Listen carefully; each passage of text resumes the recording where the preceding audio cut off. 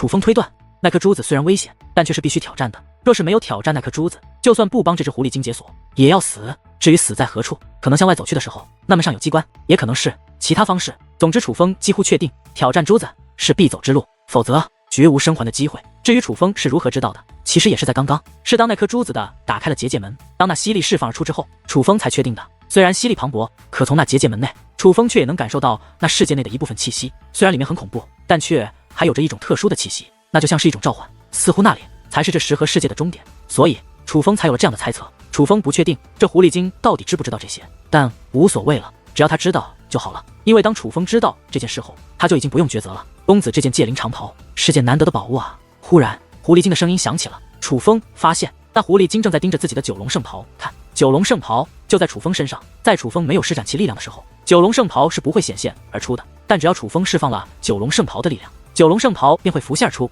楚风从狐狸精的目光之中看到了贪婪，他似乎对自己的九龙圣袍很感兴趣。姑娘，那些死在外面的人，你是怎么处理的？楚风对狐狸精问道。之所以这样问，是因为此处没有任何人的尸骨，若公子能安然出来，我再告诉公子。狐狸精说道。见状，楚风也不再多问，而是收起力量，随后任由自己被那吸力卷入其中。当楚风进入那世界的一刻，楚风便感觉自己像是落入了浩瀚星空，只是这个世界里没有星光，而是无数道恐怖的力量，每一道力量都宛如一条诡异的巨龙，体积难以估量，甚至可以说充斥着浩瀚的世界。而当楚风进入此处的同时，那些强大的力量就好像发现了猎物一般，不过眨眼的功夫，楚风就被那强大的力量所缠绕，拖入了那恐怖的世界深处。与此同时，那纸狐狸精也是仔细地观察着珠子内的情况，先前分析的那么好，还以为有特殊的手段，这不也是进到里面就被那力量所吞噬了吗？算了，等上1个时辰吧。狐狸精观察一番后，便躺在了床上。那颗珠子上的结界门仍然开启着，但似乎对狐狸精没有任何影响。此时的狐狸精躺在那里，甚是妖娆，他已经没有了先前的乖巧，更像是此处的主人。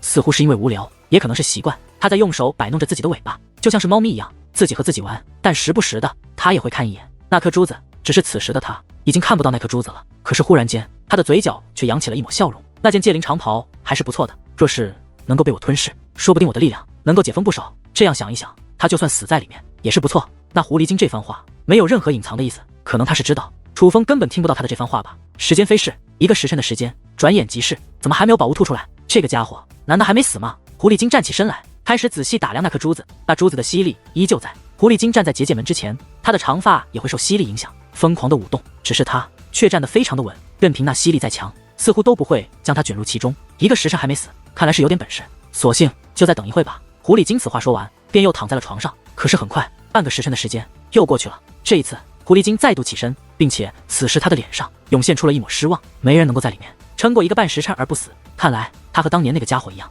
死在里面。但是宝物却并没有被吐出来，应该是走到了某个地狱，所以就算死，身上的宝物也不会被吐出来吧？可怜了我，等了这么久，居然什么都没等到。狐狸精的话语之中更是透露出了他的失望之意。但哪怕如此，他还是张开手掌，再度释放出了他那独特的血脉之力。只不过这一次，他是想将珠子上的结界门关闭。怎么会？可是当他的力量释放出没多久，在他的眼中却涌现出了一抹难以置信。为何会无法关闭？难道说那个家伙还活着？1个半时辰之后，他竟然还活着。狐狸精满眼金色，他开始认真地观察那颗珠子，甚至他的目光都开始变化，似是在用特殊的观察手段。只是奈何，无论他怎么观察，都无法寻找到楚风的身影。因为楚风他现在已是来到了那珠子世界的最深处，楚风他仍旧被无数道力量缠绕着，只是此时那些力量正在退散而去。终于，楚风的身影再度完整的浮现而出。楚风双目紧闭，气息沉稳，那个样子就像是睡着了一样。忽然，楚风在睁开了眼眸，当他睁开眼眸的一瞬间，整个人都发生了极大的变化。他不再平静，甚至整个人变得异常激动，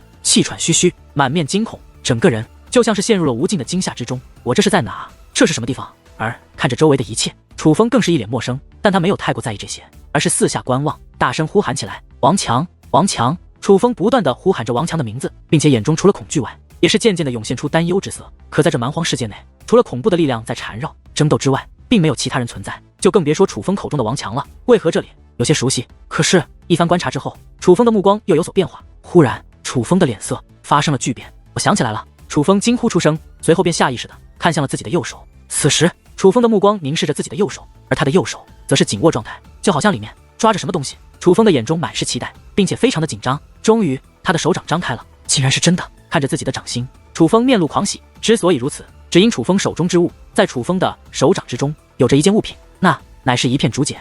这片竹简散发着远古的气息，而这样的竹简在楚风的丹田内也有一片。事实上，在此之前，楚风还曾见过另外一片远古竹简，那还是在百炼凡界的时候，金鹤真仙发现了一片远古竹简，让楚风帮忙拿到，可最终却被一只强大的老猫劫走了。那只老猫不仅劫走了远古竹简，还抢走了楚风的一只戒灵血姬，与女王大人一同被封印在自己体内的戒灵。不过与女王大人不同的是，血姬戾气十足，一直对楚风充满敌意，甚至曾经想杀楚风。可当楚风看到血姬被那老猫用锁链捆绑，并且那只老猫还宣称要将血姬作为他奴隶之时，楚风的心中还是莫名的难受。起初楚风不解当时的心情，毕竟血姬一直敌视自己，而楚风与血姬也没有什么感情，为何会难受？但后来楚风渐渐知道了，血姬从一开始就封印在楚风体内，可以说是因为楚风，血姬才会来到这个修武界，并且血姬与女王大人一样，是被楚风的母亲强行抓到这个世界的。若非要说楚风有错在先，血姬敌视自己也能理解。而不管血姬承不承认楚风，楚风都曾是血姬的主人，哪怕血姬摆脱了戒灵空间的束缚，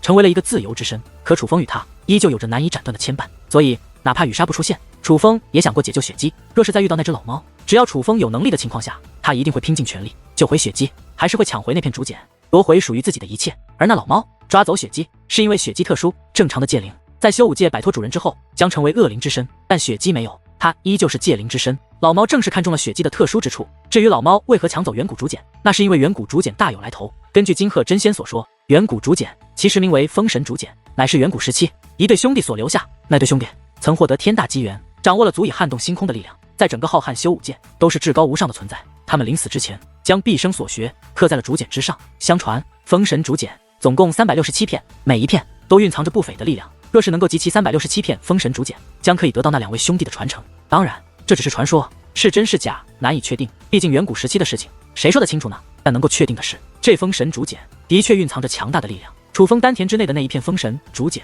还是在祖武下界的5只圣徒所得，可这片封神竹简对楚风的帮助却非常大。楚风战力滔天，同等境界之下几乎没有敌手，这除了楚风自身血脉强于常人之外，这封神竹简其实也提供了不小的帮助。自从得到那片封神竹简开始，楚风不仅战力提升，对武技的领悟也变得更上一层楼。可以说封神竹简对楚风的帮助极大，但哪怕如此，楚风却仍然没有彻底掌握那封神竹简。就算他在楚风的丹田之内，并且的确对楚风有了一定帮助，可楚风依旧觉得他是一个单独的个体，就像9只雷霆巨兽一样，他们都给予了楚风帮助，可楚风根本无法掌控他们。但无法否定的是，他们都很强大。正因已经清楚封神竹简的厉害，所以当楚风手中又出现一片封神竹简后，楚风才会如此激动。而至于这片竹简从何而来，那还要从楚风进入这蛮荒世界开始说起。楚风进入此处之后，便被那恐怖的力量所吞噬，但楚风并没有被折磨，也没有感受到痛苦，而是陷入了沉睡，陷入了梦境。那梦境无比真实，梦境之中赋予了楚风新的生活。梦境之中，他与王强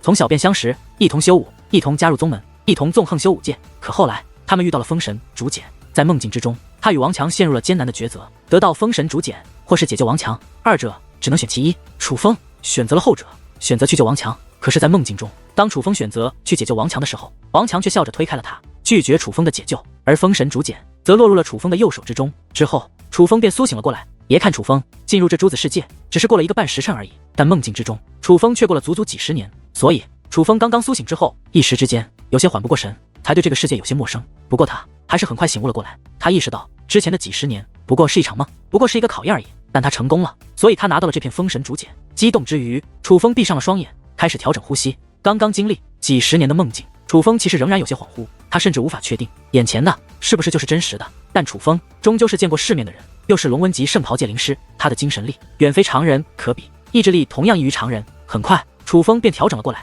哪去了？刚刚明明就在手里啊！只是当楚风爱都睁开眼睛之后，却发现手中的那片封神竹简不见了。但很快楚风又是心神一震，他找到了那片封神竹简。只是此时那片封神竹简已在楚风的丹田之内，楚风的丹田之内已是拥有了2片封神竹简，这我该怎么办？忽然楚风陷入了无尽的焦虑之中。当他从梦境醒来，他便想起了真实世界的所有事情，他自然记得为何会出现此处。当初和密洞群圣一起去开启斩妖大地墓，最终楚风得到了斩妖大帝的认可，获得了斩妖大帝的传承。而密洞群圣虽然也得到了一些宝物，但显然与楚风得到的传承无法相比。正因如此，楚风觉得有愧于密洞群圣，本来想着这次抢夺的宝物全都给密洞群圣，以此来补偿他们。而这10盒之内最神秘的至宝，也是最珍贵的至宝，自然非封神竹简莫属。但是现在这封神竹简竟然自己进入了楚风的丹田，这让楚风非常的为难。想补偿密洞群圣的计划不仅落空了，自己似乎又占了大便宜，这让楚风一时之间不知该如何是好。忽然间，这个世界天摇地晃，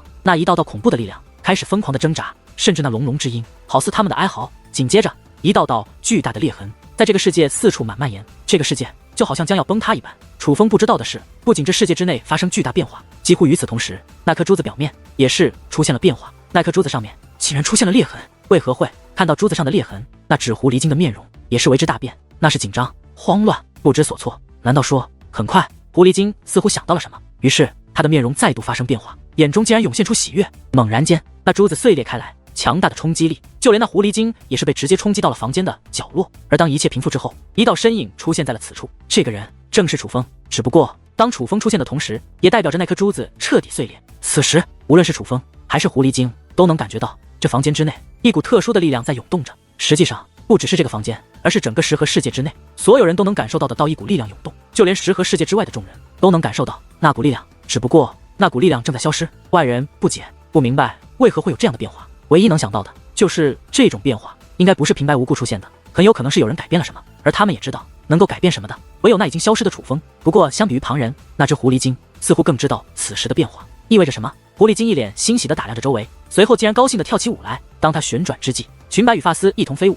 那个画面还真是美轮美奂，看得出来他真是高兴极了。公子还真是不简单，居然被你破了这座阵法。那只狐狸精短暂的舞蹈后，便看向了楚风，所以不用我为姑娘解锁，姑娘也已经脱困。楚风问道，当然不是，公子虽然破了阵法，但我身上的锁还是要由公子来解的，有劳公子了。那狐狸精说话间，便来到楚风前，再度将那吊坠取了出来，而楚风也不犹豫，将那神圣钥匙取出，便将放入了那吊坠的锁上。神圣钥匙落入结界锁上，那神圣钥匙便立刻消失，紧接着一股涟漪荡起，席卷狐狸精的全身。见此一幕，那狐狸精忽然放声大笑，随后他再度看向楚风，只是此时他的目光竟然涌现出了不小的变化，没有了先前的谦卑与忌惮，而是霸道非常。公子，你破开珠子，定然得到了不少宝物，究竟得到了什么？不妨拿出来看一看。那只狐狸精对楚风说道，姑娘得到什么，那都是我的事情，没必要给你看。既然如今你已脱困，便离开这里吧。楚风说完此话，便向外走去。可忽然间，一道香气扑面而来，紧接着一道身影拦在了楚风身前，乃是那只狐狸精。公子，你这样可就不对了，你可是人家的主人，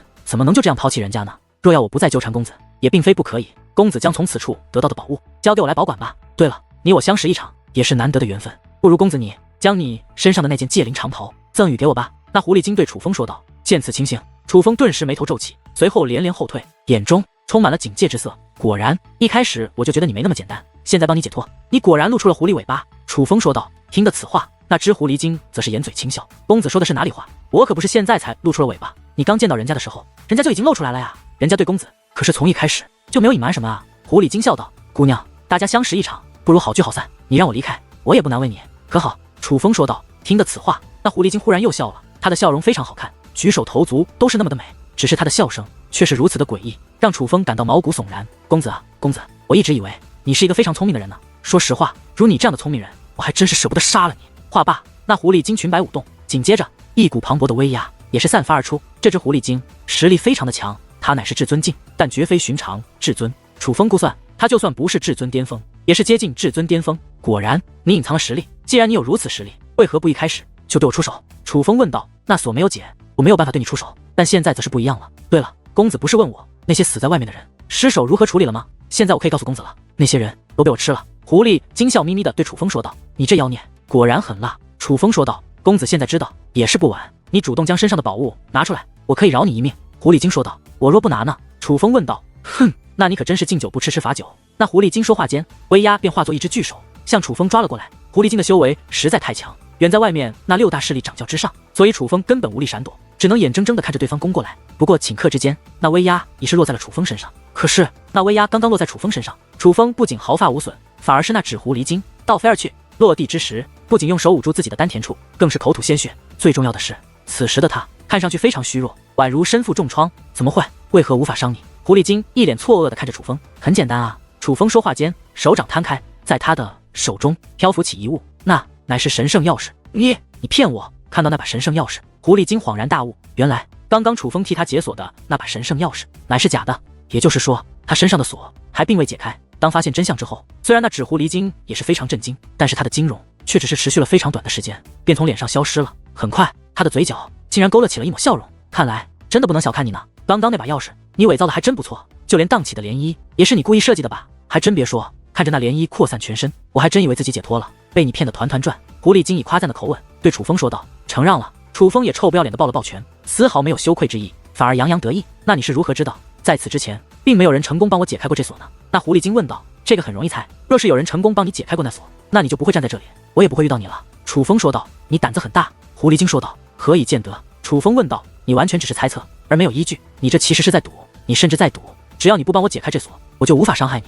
狐狸精说道。就算是赌吧，但过程不重要，重要的是结果，至少我是赢了。楚风笑眯眯的说道。小家伙，你叫什么名字？狐狸精问道。我不会告诉你的。楚风说道。倒是够小心的，不过没关系，我记住你这张脸了，我会找到你，那个时候可不要哭哦。狐狸精说话间，他手掌一翻，自其掌心竟飘出一物，那是黑色的光芒体。忽然那光芒体扩散开来，从那光芒体之内望去，那好像是一个世界的入口，而里面乃是漫天星辰，是浩瀚天外。你要去哪里？楚风问道。去领略一下这个世界。狐狸精说话间便向那结界门走去，只是刚踏进一只脚步，他便回头看向楚风。你还是祈祷一下吧，不要让我找到你。狐狸精说完此话，鬼魅一笑，那抹笑容是那样的美，那样的迷人，可是看到那抹迷人的笑容，却让楚风心中一紧。那是非常危险的笑容，是警告，也是危险，但更像是提醒，提醒着楚风再度见到他时将会有怎样可怕的事情发生。而当那狐狸精踏入结界门后，那结界门便立刻关闭了。这只狐狸精的身上宝物还真是不少，刚刚给我的估计都是破烂吧，只是明明刚刚衣服都脱光了，那些宝物被他藏在哪里了？狐狸精就是狐狸精，真是够狡猾的。楚风之所以感叹，那是因为他看得出来，刚刚狐狸精所开启的那道结界门乃是一件至宝，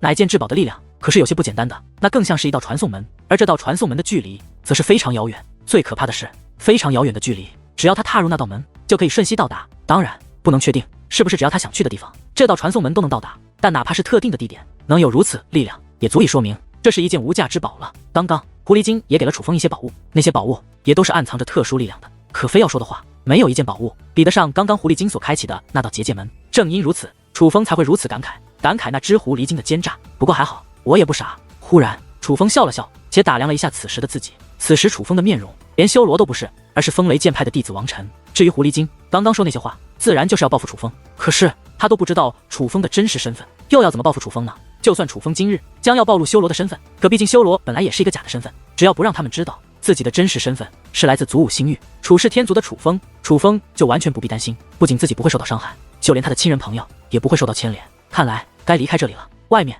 定然做好了天罗地网在等我吧。先用九龙圣袍的力量试探一下。楚风尽管也知道外面非常危险，但楚风却并不慌张。先不说九龙圣袍能够隐藏楚风，就算九龙圣袍的隐藏之力能够被破开，但还有密洞群圣布下的大阵，楚风相信密洞群圣的本事，他们应该不会让做没有把握的事情。其实早在楚风穿过天雷，将5件兵器合为一体的时候，六大势力的弟子就已经开始纷纷向外走去，通过最近的结界门返回到外面。眼下六大势力弟子几乎全部撤离，而撤离出来的他们也终于知道，那个在结界世界内呼风唤雨的王晨原来是冒充的，是有人借用王晨的模样混入其中盗取至宝。一时之间所有人都痛恨欲绝，但天地间却非常的安静，所有人都在等待着楚风的归来。但同时他们也有些慌，毕竟这十合世界神秘莫测，他们害怕万一楚风已经不在十合世界了，通过十合世界的力量直接远离了此处，那当如何是好？怎么这么久都没有他的身影？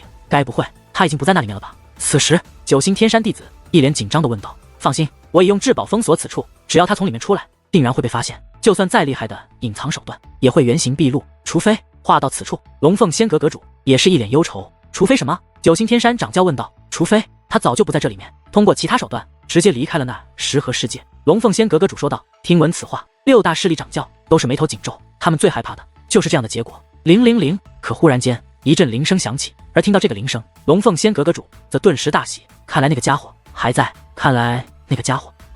先前还颇为紧张的龙凤仙阁阁主此时变得异常兴奋。在哪？与此同时，另外5大势力的掌教也是同时问道。虽说此时他们都释放出他们的武力去感应天地，但他们却并未发现楚风的气息，所以他们也都非常的慌张，害怕就这样将楚风放走掉。就在这里，龙凤仙阁阁主说话间，手掌对着虚空一拽，000，铃铛的声音再度响起，而在他的手中竟出现一条红线，红线上面以1尺距离为间隔，分别系着一个铃铛。红线出现之后，以他的手心为起点，迅速蔓延开来，眨眼之间，无数道红线浮现在众人的视线之内。那红线错综复杂，形成了一道牢笼大阵，竟然直接将这浩瀚的广场全部封锁开来。而其实这是龙凤仙阁阁主早就布置好的阵法，只不过此时才显现而出而已。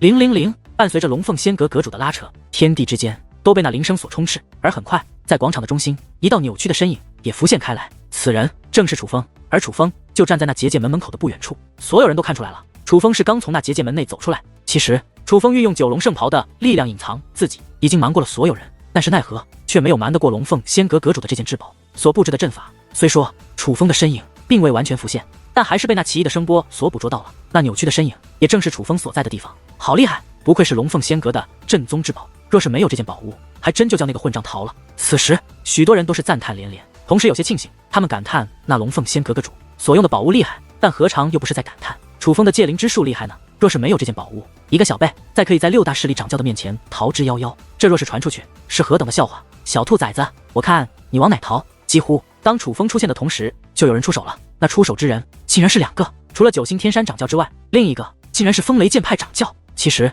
要说对楚风的憎恨，若要除了诸天门门主，那便是风雷剑派掌教。先前楚风以王臣之身在石河世界内翻江倒海，无人可敌，风雷剑派掌教都高兴坏了，以为是他风雷剑派出现了妖孽级天才，他风雷剑派就要傲视群雄了。他甚至都想到了他风雷剑派日后在王臣的带领下崛起的样子，而他先前在众人面前也毫不掩饰自己的骄傲与得意。结果到头来，他竟发现那个王臣是他人伪装的，而真正的王臣更是一个糟糕透顶的后辈，甚至当着众人面说出了他想残害同门之事。那一刻，风雷剑派掌教真的是恨不得找个墙缝钻进去。他是真的觉得自己已经没有脸继续留在这里了，而这一切其实都是拜楚风所赐，所以他自然对楚风恨之入骨。2道威压同时轰出，直奔楚风而去。可是那威压还未靠近，竟然相互冲撞开来。你拦着我做什么？风雷剑派掌教一脸怒容地看向了九星天山掌教，因为是九星天山掌教主动用以威压来阻拦他的威压，所以二者的威压才会在还未接触到楚风的时候便碰撞开来。你的威压那么凶狠，是想弄死他不成？把他弄死了，找不到石河之内的至宝，你来补偿我们吗？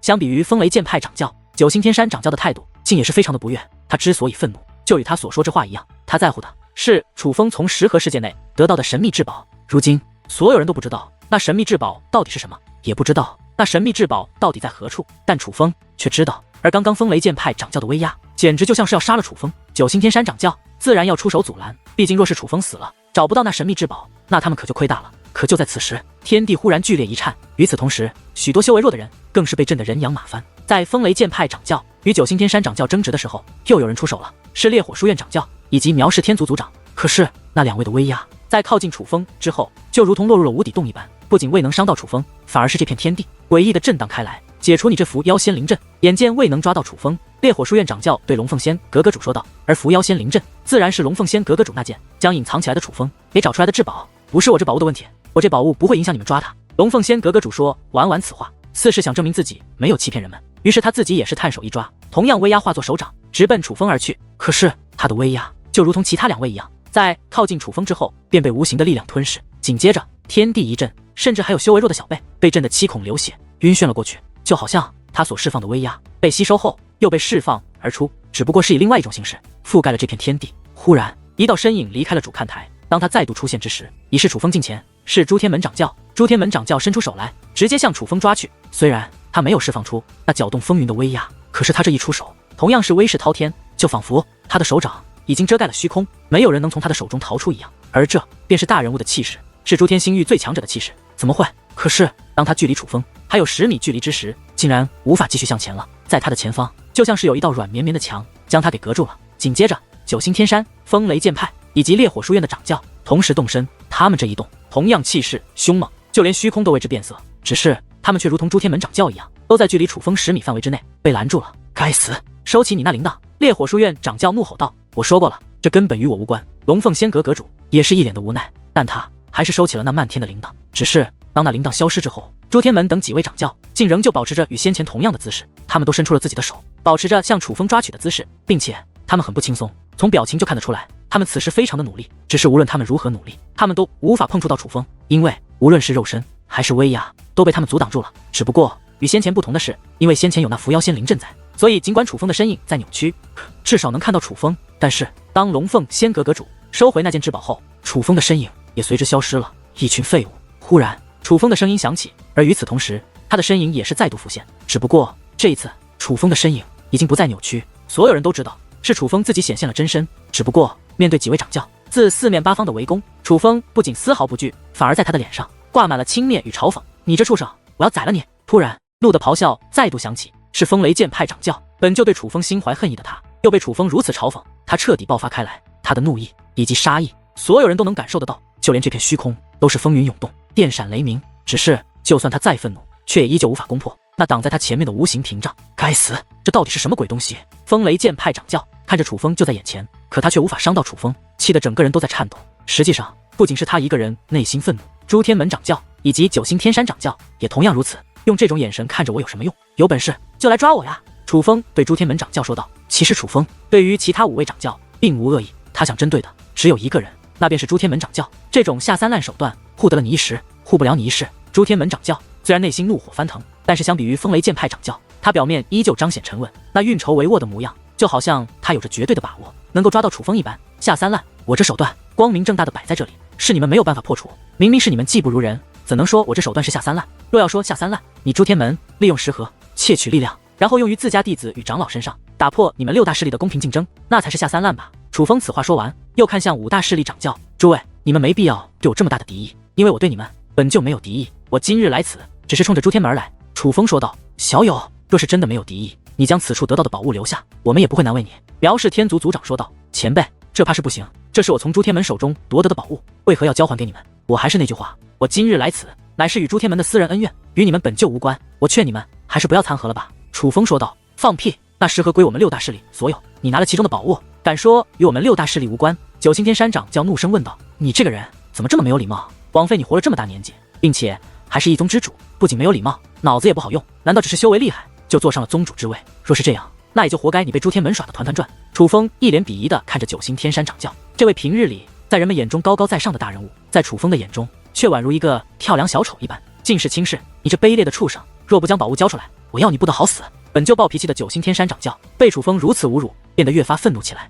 卑劣！我是一个小辈，我进入那石盒世界乃是规则允许，有何卑劣可言？那南宫一凡能够击败你们5座势力的小辈，靠的乃是石盒的力量。那个诸天门长老能够以老一辈身份进入石盒世界，靠的也是石盒的力量。投机取巧的人是那诸天门，而我靠的乃是真材实料。事实上，我今日若不出手，那么此处的宝物也定然要被诸天门得到。你们不把矛头对准诸天门，反而对准了我，你们可真是愚蠢啊！愚蠢到被人卖了，还替人数钱的地步。楚风一脸讽刺地说道。而听闻楚风这番话后，5大势力掌教也是将那不悦的目光投向了诸天门掌教。毕竟楚风所说的话也是非常的在理，若不是楚风出手，凭借南宫一凡的表现，诸天门的确已经占尽先机。就算南宫一凡不能像这位这样如此轻松地拿到宝物，但定然也是强于他们的。诸位，你们不要被他误导了，一凡他所使用的手段是他自己的手段，至于从何而来，我会细细询问。而陆英卓长老他的确是盗取了石盒的力量，但那是他私自的行为，我诸天门并不知晓。诸天门掌教赶忙解释道。可他的话语刚刚说完，一道轻蔑的笑声却是忽然响起。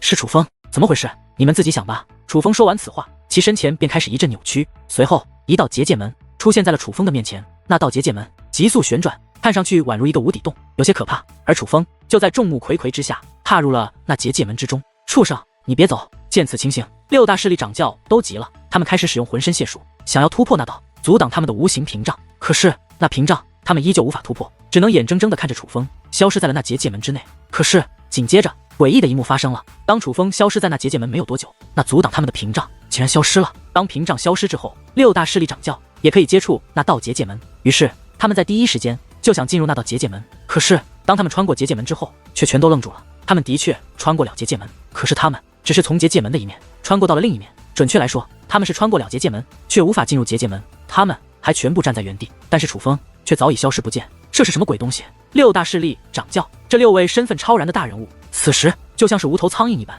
有些不知所措。明明知道他们无法进入那道结界门，可却还是在不断的尝试着。但无论他们怎么尝试，都只是从那结界门穿过，但却无法进入结界门之内。见此一幕，莫说6大势力的人，就连其他势力的围观者，内心也是掀起了凶猛的波澜。他们都知道，不管这6位的身份如何超然，他们的修为如何利奥的，但是今日从头到尾，他们都被耍得团团转。他们眼睁睁地看着那个小辈在石盒世界为所欲为，他们无能为力，甚至那个小辈从他们眼前从容走掉，他们也是无力阻止。就连那个小辈离去的路，他们都追赶不上。今日他们拜的是彻彻底底，看来这是一道特殊的结界传送门，他的身上应该有相对的印记，只有那印记才能进入此门，我们身上没有那印记，所以都进不去。一番尝试无果之后，诸天门掌教开口说道：“这还用你说吗？难道我们不知道？”九星天山掌教怒吼道：“身为一宗之主，他们当然都知道为何楚风能够进入那道结界门，但是他们却不可以，只是他们不甘心就这样眼睁睁地看着楚风离去，而他们却无能为力，所以才会像无头苍蝇一般不断的尝试。他们也是实在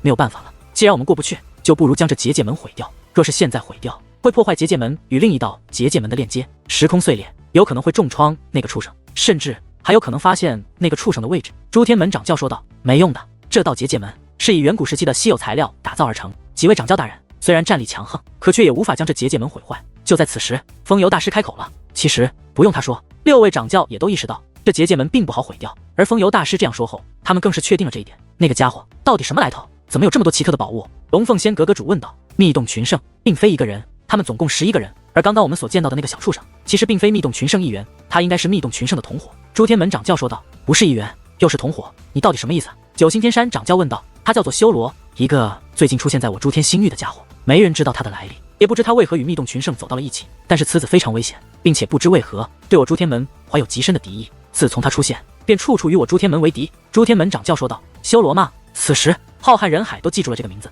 毕竟别的不说，楚风之前的表现已是足够惊艳，来历不明，又是如此天赋，身后定然有不得了的势力撑腰，也难怪此子面对几位掌教大人也是毫无惧色。风游大师说道。他特意提及楚风身后定然有了不得的势力撑腰，其实还是因为他惜才，他并不希望6大势力继续为难楚风。起初九星天山掌教都以为楚风就是密洞群圣，现在才知道原来他来历不明。这种情况下，他们也不得不去考虑楚风是不是来自其他星域的天才。尽管他们都是一座星域的霸主，但却深知整个圣光天河之中还是有着太多强过他们的势力，有着太多他们得罪不起的人。就算风游大师不提醒，他们也会考虑到这一点。这一点倒是不用担心，我可以确定，那修罗虽然来历不明，但身后并无势力撑腰，他应该是只身一人，否则也不会与密洞群圣联手。朱天门掌教说道。他自然不希望5大势力惧怕修罗，他还是希望5大势力能与他一同对抗修罗和密洞群圣的，所以他自然不能让5大势力惧怕修罗。哼，不管他来历如何，那都是你们的私人恩怨，若不是因为你朱天门得罪了他们，今日也不会害得我们属于我们的宝物被夺。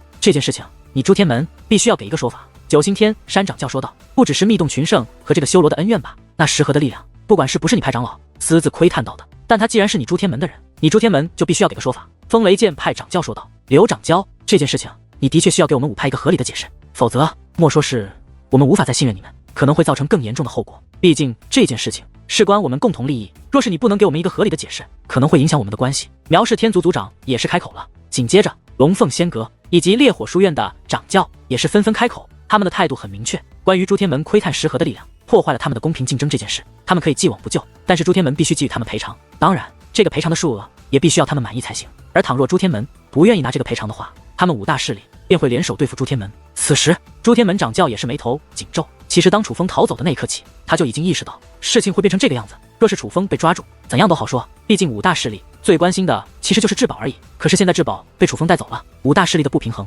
就只能找他补偿。此时他变得非常为难，他知道5大势力必然会狮子大开口。其实他倒也不是真的惧怕5大势力，敢做窃取石河力量这件事，他就已经做好了最坏的打算，否则先前也不会不惜暴露他们朱天门窃取石河力量这件事情，也要阻止楚风。他与其他5大势力一样，最在乎的乃是石河内的神秘至宝。若是他成功抓到楚风，而石河内的神秘至宝又真的价值连城，为了那件至宝，就算与5大势力开战又何妨？但现在不知道石河内那神秘至宝究竟是什么的情况下，他也必须要仔细掂量一下了。修罗、密洞群圣，我定要你们不得好死！危难之际，朱天门掌教于心中恶狠狠地说道。他很清楚今日会落到今日这步田地，全是拜那修罗和密洞群圣所赐，所以若真的要怪，他甚至不能怪5大势力，只能去责怪修罗与密洞群圣。而此时楚风早已经从另外一道结界门出来了，不仅出来了，他甚至通过那结界门还能够看到此时6大势力的情况。当楚风看到朱天门掌教那痛苦的嘴脸后，楚风心中别提多爽了，这正是他想要的结果。嘿嘿，看那个家伙气的，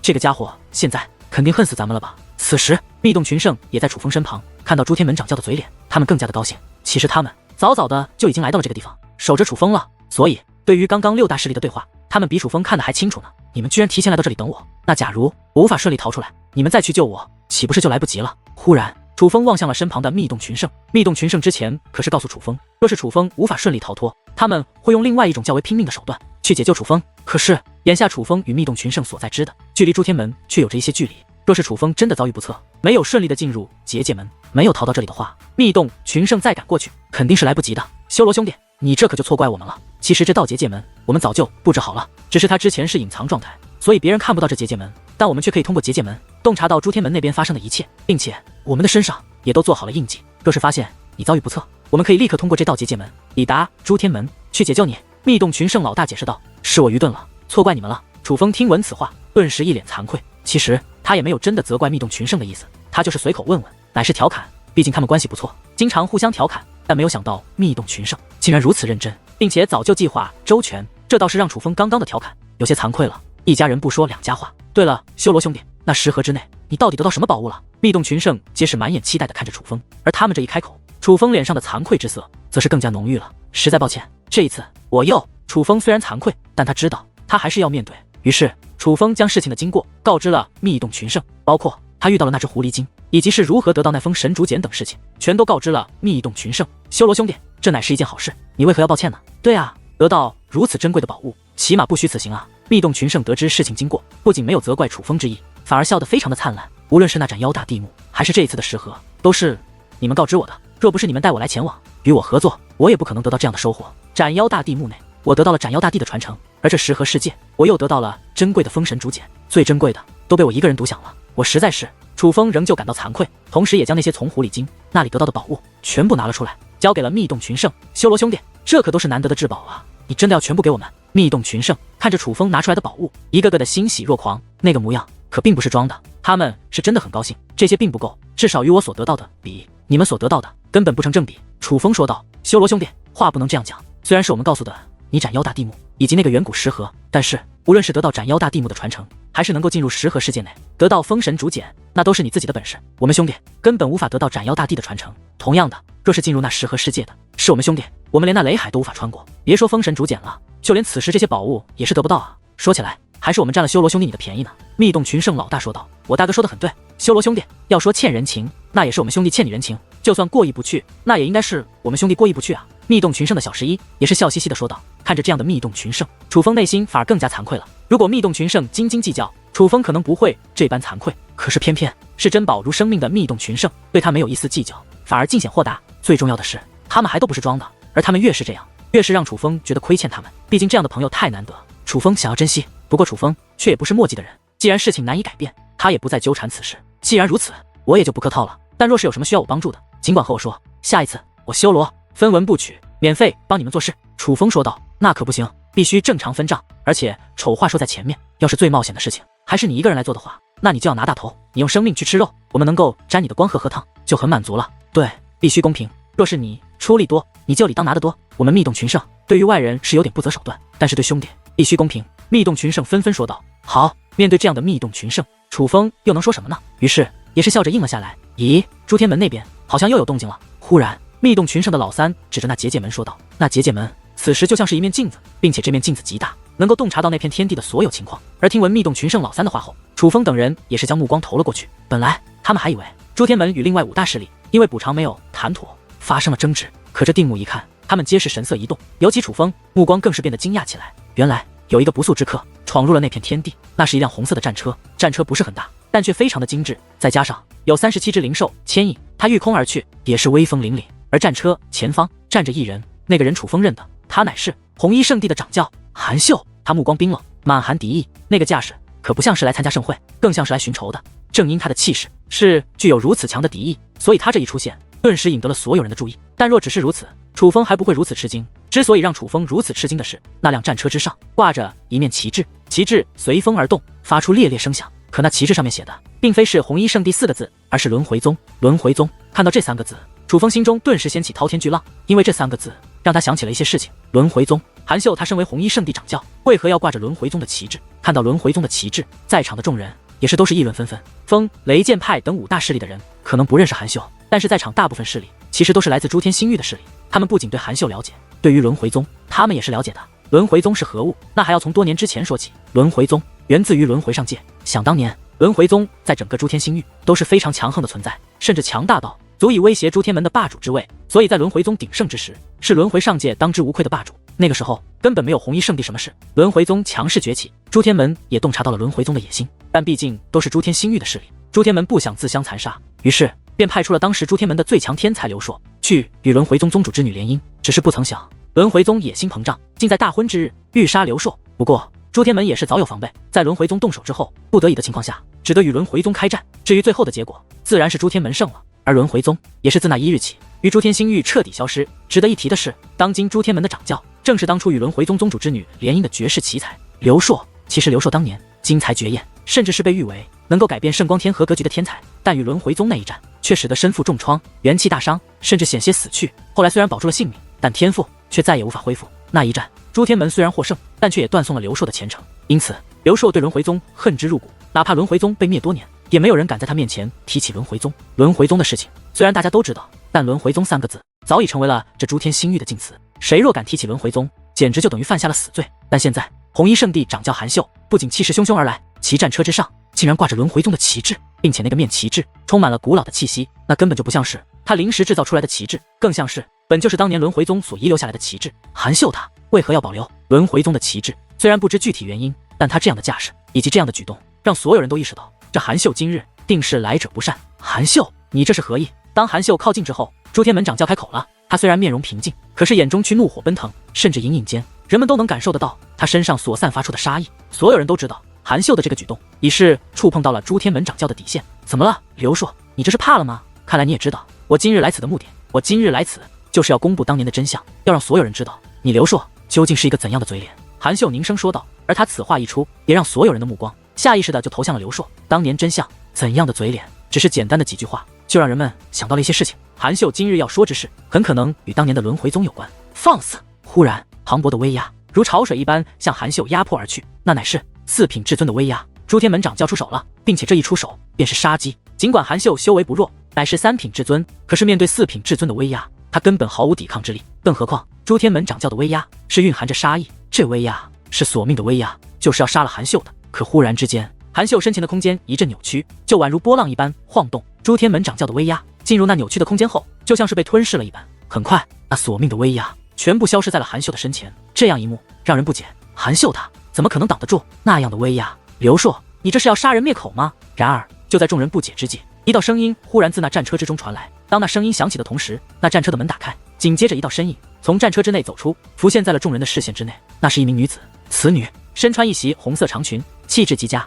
似仙子似圣女，但那冰冷的面容以及不可一世的目光，更像是傲视天地间的女皇。看到那名女子，大部分人是一脸好奇，因为他们并不认识这名女子，所以都在仔细打量，似是想从女子身上得到一些关于女子来历的线索。但相比于旁人，刘硕以及楚风却是神色大变，他们二人的脸上皆是涌现出了震惊。但是刘硕的震惊之中，更多的乃是恐惧，而楚风的震惊之中，更多的乃是惊喜，因为楚风他认识那名女子赵红。当初在百炼凡界之时，楚风便与赵红相识，因缘际会之下，赵红更是与王强成为恋人。想当初，楚风、赵红、王强三人一同纵横百炼凡界，结下了深厚的友谊。后来更是一同前往大千上界，只是因为途中遇到变故，使得三人分散。后来楚风在虚空神树之内找到了王强，可是一直未曾找到赵红的下落。不曾想今日楚风在这里见到了赵红。刘硕，我想起来了，原来他就是那个害死赵红的家伙。此时楚风再度看向朱天门掌教，眼中充满了怒意。此时的怒意与之前已是全然不同。在赵红出现之前，楚风就敌视朱天门掌教，但那个时候是因为朱天门帮助灵狐天族对付他楚氏天族，所以楚风才敌视朱天门。但现在则是不同，现在楚风对那刘硕的恨意已远非之前可比，那是一种发自内心深处的怨恨与敌视。现在的楚风恨不得将这刘硕撕成粉碎。之所以如此，只是因为赵红的出现，而赵红的出现也唤醒了楚风一些记忆。楚风他忽然想起了关于赵红的身世，想当初还在百炼凡界的时候，赵红还不是如今的赵红，还是一个对男子充满恨意、滥杀无辜的妖女。而从布衣和尚口中，楚风也是得知了赵红的来历。本来赵红乃是轮回宗宗主之女，也是轮回上界的天才，是一个年仅20岁便成为轮回上界最强者的存在。那是怎样的天赋？那时的他又是多么的耀眼？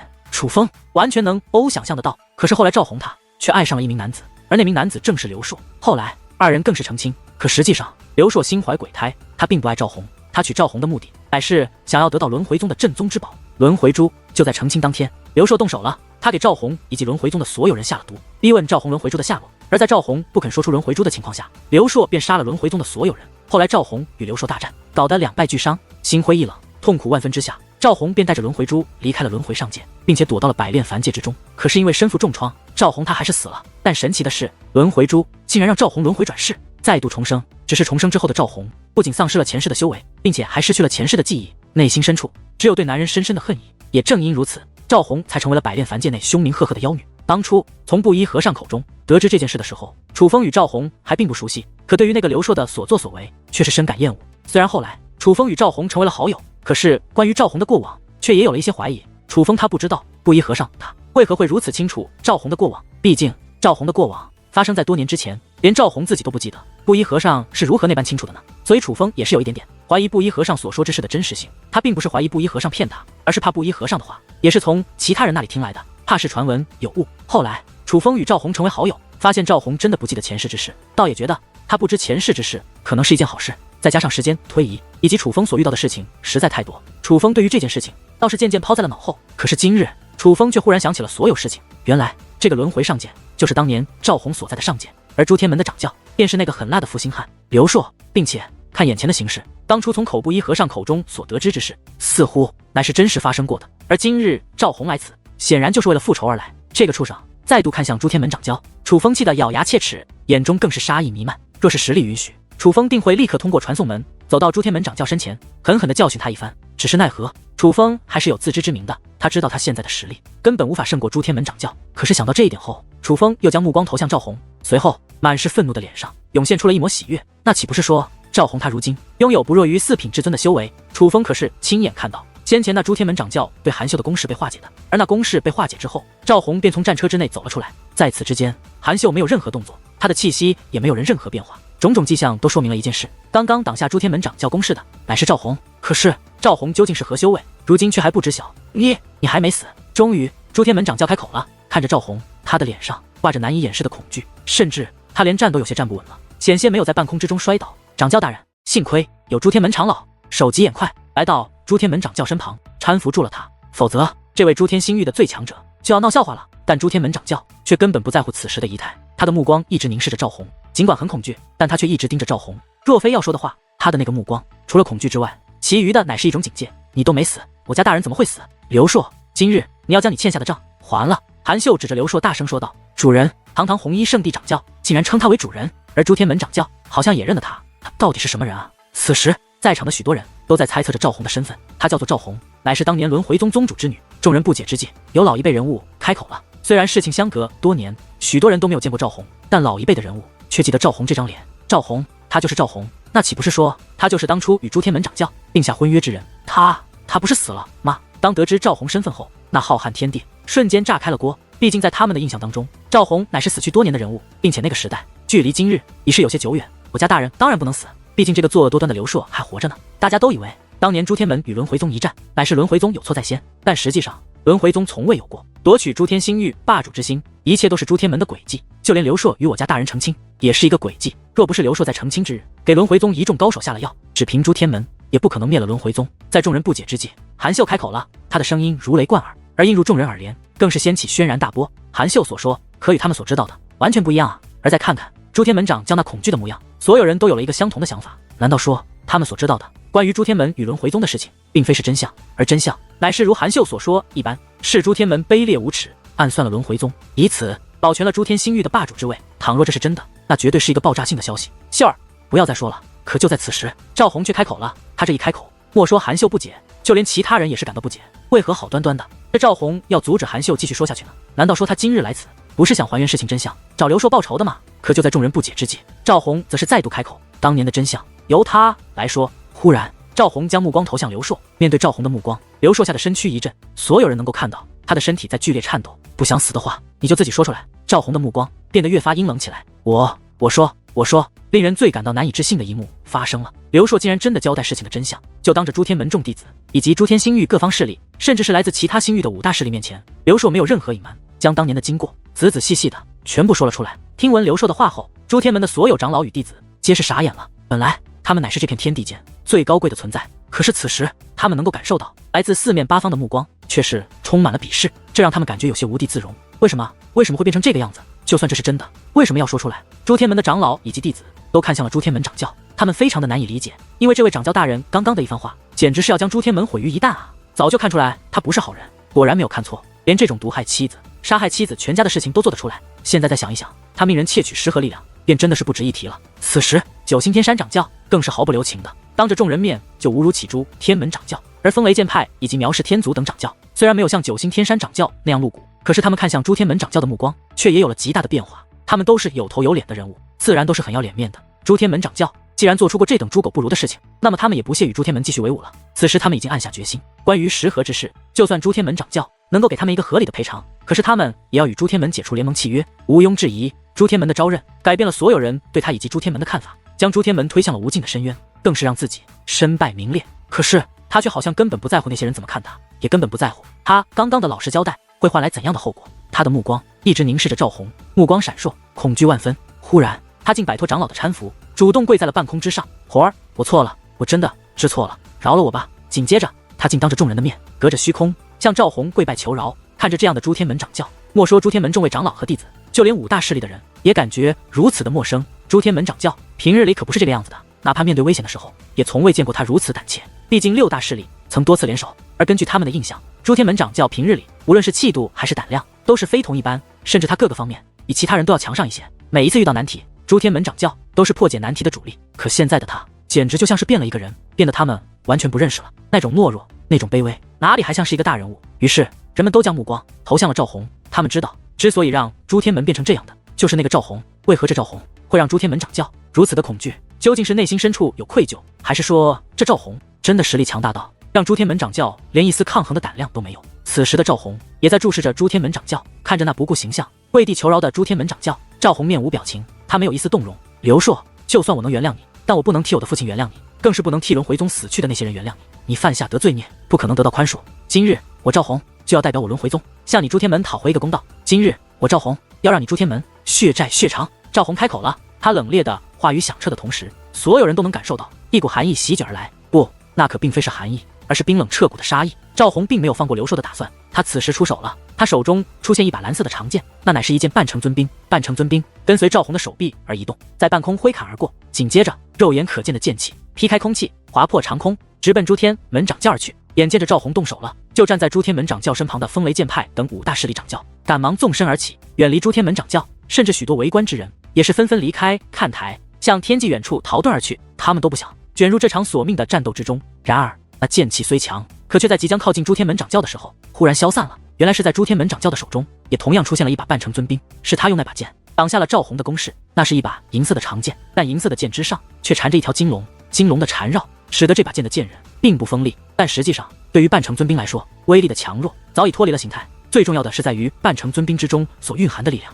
因此半程尊兵不仅具有灵魂，同样拥有不凡的气势。从气势来看，朱天门掌教这件半程尊兵的威力似乎远胜于赵红。这件半程尊兵乃是极品中的极品，可是赵红的那一件似乎只是寻常的半程尊兵，二者兵器形成了强烈的对比。是朱天龙剑，是我朱天星域最强的半程尊兵。看到朱天门掌教手中那把半程尊兵后，四面八方传来了朱天星域之人的惊呼，他们的声音之中竟然充斥着敬畏。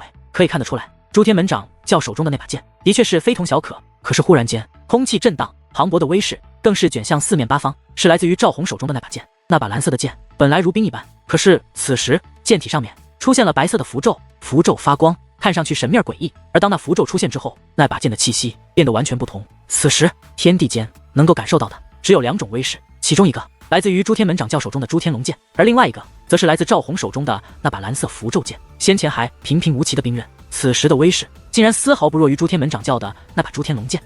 那把剑，难道说那是？不会有错，那的确就是那把剑，那是消失多年的轮回宗至宝轮回符剑。看着赵红手中的长剑，朱天星域有老一辈的人物发出了赞叹。现在的后辈可能都没有听说过这把剑，但是老一辈的人却知道，想当年在朱天星域是有着一件兵刃与朱天星域的正宗兵刃朱天龙剑不相上下的，那把兵刃便是轮回宗的正宗兵刃轮回符剑。当年一战之后，轮回符剑就失去了踪迹，从此再也没有见到过。本来人们都以为是朱天门私藏了起来，不曾想今日竟然出现在了赵红手中。这也就是说，这把剑失踪多年，并非是朱天门私藏了起来，而是被轮回宗藏了起来，被这赵红藏了起来。忽然一阵大笑响起，打破了所有人的思绪，因为那笑声乃是由朱天门掌教发出。定睛观望，人们发现先前还跪在地上的朱天门掌教已经站起身来，他一只手握着朱天龙剑，而另一只手则是扶着自己的额头，仰天大笑。那个样子与先前跪在地上卑微屈膝的他完全不同。不仅身为朱天门掌教的气势回来了，并且相比于先前，此时的他显得非常的疯狂。他这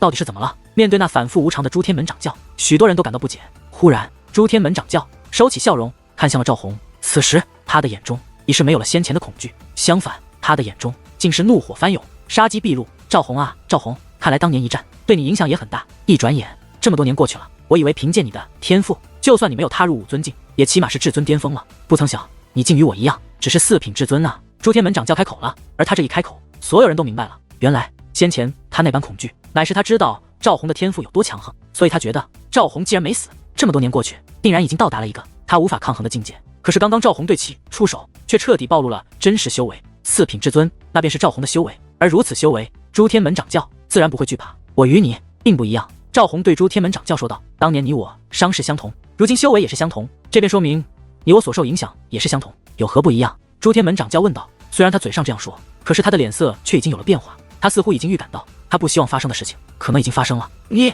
如今已是年迈之体，修为未曾进展，是受天赋所限，你这一辈子也就如此了。但我则是不同，我乃轮回众生，如今的我乃是小辈之身。赵红说道。轮回众生，听得这4个字，所有人都是神色一动。他们都知道赵红的年龄应该是与朱天门掌教相仿的。别看朱天门掌教外表看上去年轻，只是中年模样，但实际上已是活了多年的老怪物。小辈那是早就与他们不相关的年纪。可现在赵红既然说他已经轮回众生，如今乃是小辈之身，这让人们感觉难以置信。轮回众生这种事情有违天道轮回，不可能发生。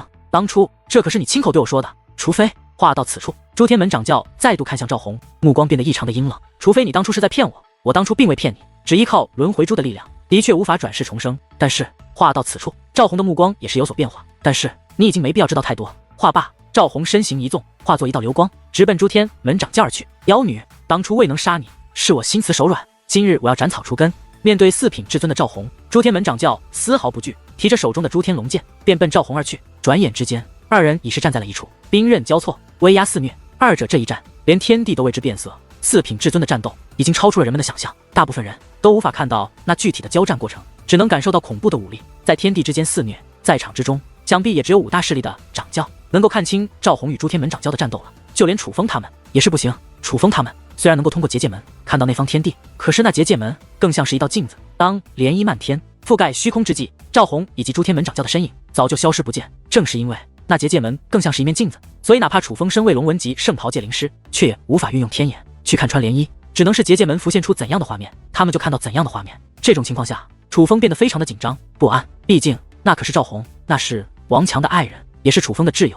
楚风与赵红可是有着过命的交情，就算抛开王强与赵红的关系不谈，楚风自己与赵红也是非常要好的朋友。自从离开百炼凡界，楚风一直惦念着赵红与王强，如今终于见到赵红，可赵红却面对如此风险，楚风自然担忧。修罗兄弟，你怎么这么紧张啊？你别怕，修罗兄弟，这结界门相隔很远，他们的威势再强也伤不到咱们的，咱们就专心看热闹就行了。楚风的因为太过担心赵红，所以他的紧张与不安都表现了出来，就连密洞群圣都是看得清清楚楚。于是不知原委的他们还笑嘻嘻地与楚风开起了玩笑。然而心情凝重的楚风却根本没心思理会密洞群圣，就算他通过结界门去观察那方天地，根本看不到赵红的具体情况，可是他的目光还是紧紧地盯着那结界门。可忽然那结界门开始变得扭曲起来，这让楚风顿时变得更加慌张了。这结界门是不是快要关闭了？楚风对密洞群圣老大问道。修罗兄弟，我们是以远古时期的一种材料来运转这结界门的，但那材料是消耗品，当它消耗殆尽，结界门自然就会消失，看样子的确是支撑不了多久了。密洞群圣老大说道。我有一个不情之请，但请你务必帮我，我日后会以价值数倍之物来奉还。忽然楚风对密洞群圣老大说道。修罗兄弟，你有什么事情需要我们帮忙吗？是需要什么东西吗？你需要什么尽管说，只要我们有的都能给你，根本不用还。对，咱们是自家兄弟，你要什么就说呗，还提什么还啊？我们的命都是你救的，还有什么是不能给你的？你这样说就太见外了。楚风这一开口，密洞群圣老大以及密洞群圣的其他人也都是纷纷表示他们的态度。那个架势，只要楚风需要，什么都可以无偿给予楚风。那个能够提升修为的金刃，能否借我一用？楚风问道。你是说这个吗？密洞群圣老大说话间，便将手伸入自己丹田，随后便取出一物。此物由金色气体凝聚而成，形态乃是一个金色的小人。金人看上去就很不同凡响，他似乎具有生命，并且他那小小的身躯之内蕴藏着非常强大的力量，那乃是至尊级的武力。此物原本是密洞群圣他们为了以防万一而准备的，就是害怕楚风无法顺利进入结界门逃走，所以准备了此物。此物能够强行提升修为，只是此物与禁药有相同之处，使用之后会遭受极为强烈的反噬。对，就是它，能否将它借我一用？楚风问道。可以，倒是可以，只是你用它做什么？密洞群圣老大问道。修罗兄弟，这个东西可是非常危险的。密洞群圣的小11也是说道。我就实不相瞒了，那个轮回宗的赵红乃是我一个就有，如今战局并不明朗，我很担心他，所以我想去帮他。楚风说道。修罗兄弟，若是这样的话，那我可就不能帮你了。然而听闻此话，密洞群圣老大却是赶忙将那金人收了起来。你这见此情形，楚风则是有些不知所措，不知当如何是好。而看着这样纠结的楚风，密洞群圣也是纷纷开口：“修罗兄弟，你是不知道这东西的厉害，就算至尊境催动它，也很有可能会死的。你虽是龙纹级圣袍界灵师，拥有堪比至尊境的战力，但是那只是你精神力的强大，你的肉身、你的灵魂仍是尊者境。无论是你的肉身还是你的灵魂，都无法承受它的力量。你若是使用了它，那就必死无疑啊！”对，我们是为你好。密洞群圣纷纷说道，他们根本不在乎赵红与楚风的关系，更是不在乎赵红的生死，他们只在乎楚风的安危。深知此物厉害的他们，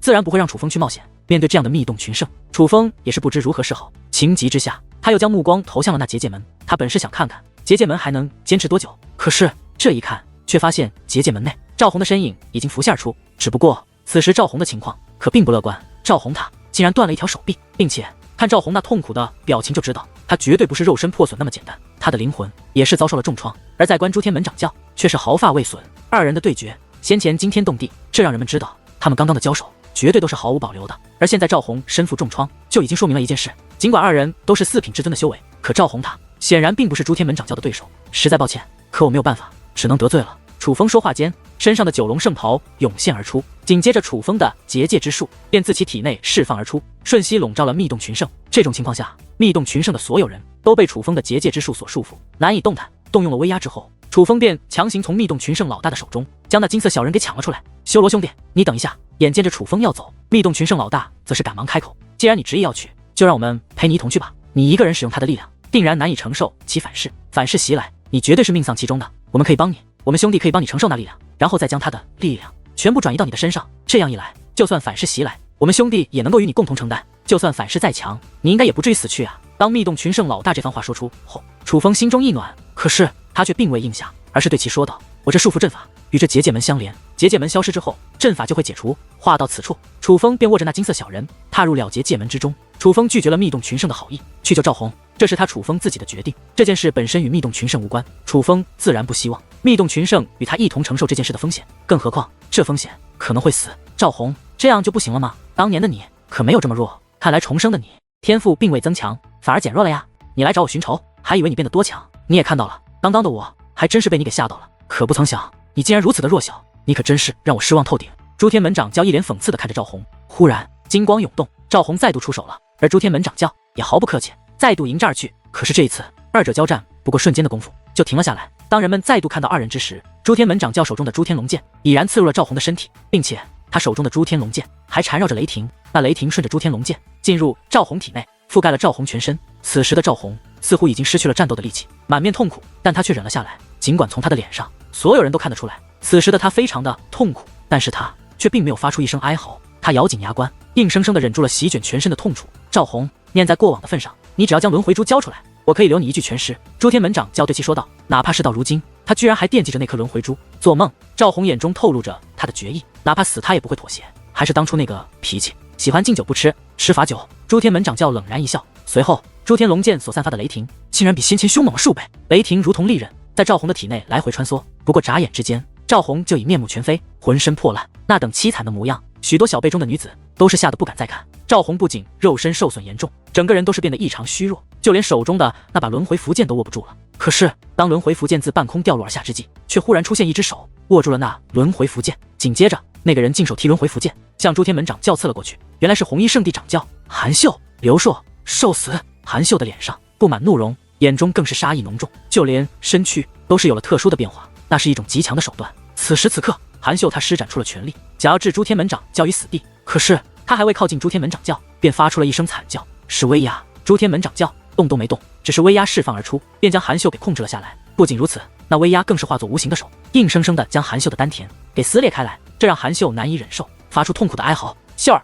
见此一幕，赵红也是神色大变，眼中尽是担忧。哟，看来你们主仆情深啊！既然如此，那你就真的要将轮回珠交出来了，否则他可不止丧失修为那么简单。诸天门掌教对赵红说道：“放了他，只要你放了他，我就告诉你轮回珠在哪。”赵红说道：“又想骗我？你现在可没有讨价还价的余地，立刻将轮回珠交出来，否则我就要了他的命。”诸天门掌教说话间，另一只手对着虚空一抓，一把武力长矛出现在了他的手中，他是在威胁赵红。赵红若不立刻交出轮回珠，他就准备杀了韩秀。你先放了他，你放了他，我一定将轮回珠给你。”赵红说道。看来你还是搞清楚你现在的立场。诸天门掌教笑着摇了摇头，忽然其手臂一挥，手中的长矛便直奔韩秀而去。那长矛威力极强，所过之处，空间都随之崩塌。所有人都看得出来，朱天门掌教这一击根本就没有留手之意，他就是要杀了韩秀。其实，当看到朱天门掌教手中那武力长矛的时候，韩秀就已经知道，那长矛若是落在自己的身上，自己必然要魂飞魄散，必死无疑。所以，当朱天门掌教出手之际，他就闭上了眼睛。他已经做好了受死的准备。自从他决定跟随赵红来到这里，他就已经想到了失败的结果，所以在他的脸上却并没有一丝恐惧，反而有着一种释然，就仿佛这就是他的归宿。猛然间，一阵劲风席卷而来，将他的衣衫都吹得猎猎作响，风力太强，就连他的脸颊都感觉到有些刺痛。可是预想中的死亡却并未到来，而最令他惊讶的是，他能够听到那来自四面八方天际众人所发出的震惊、错愕等复杂的声音，似乎这方天地又发生了不小的变故。